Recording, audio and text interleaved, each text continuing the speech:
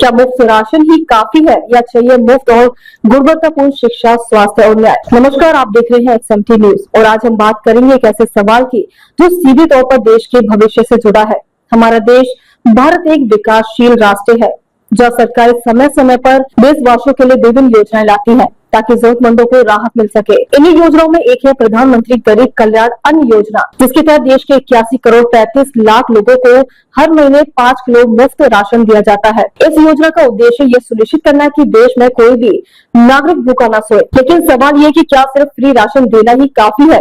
क्या सरकार की प्राथमिक जिम्मेदारी सिर्फ भोजन देना है या फिर शिक्षा, स्वास्थ्य और न्याय जैसे मूलभूत अधिकारों को भी मुफ्त और सुलभ बनाना चाहिए? किसी भी देश की नींव होती है शिक्षा व्यवस्था, लेकिन जब शिक्षा ही महंगी हो जाए और सरकारी विकल्प भरोसेमंद न रहे, तब गरीब और मध्य वर्ग के बच्चे कहाँ जाए?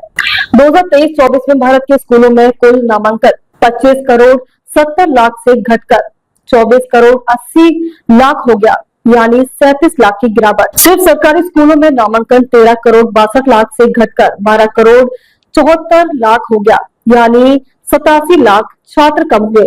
कक्षा 1 से 5 तक नामांकन 40 लाख घटा, जो कि भारत के भविष्य पर गंभीर सवाल खड़े करता है। सरकार का कहना है कि अब नामांकन की गणना आधार आधारित है, जिससे डुप्लीकेट एंट्री हटी है।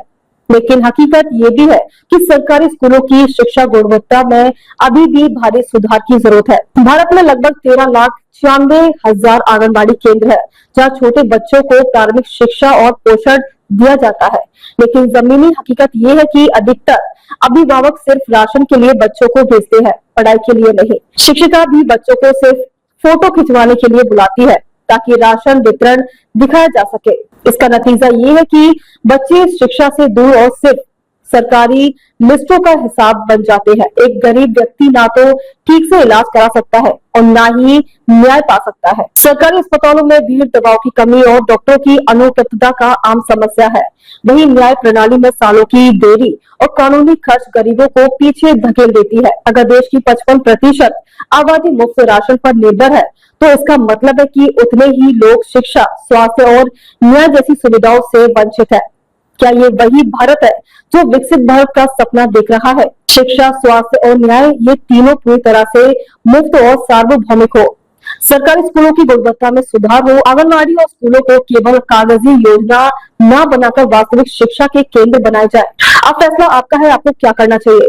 5 किलो राशन या फिर एक ऐसी व्यवस्था जिसमें आप और आपके बच्चे गर्व से जिए? अपनी राय हमें XMT न्यूज के कमेंट सेक्शन में जरूर दें। हम आपके विचारों को देश की आवाज बनाएंगे।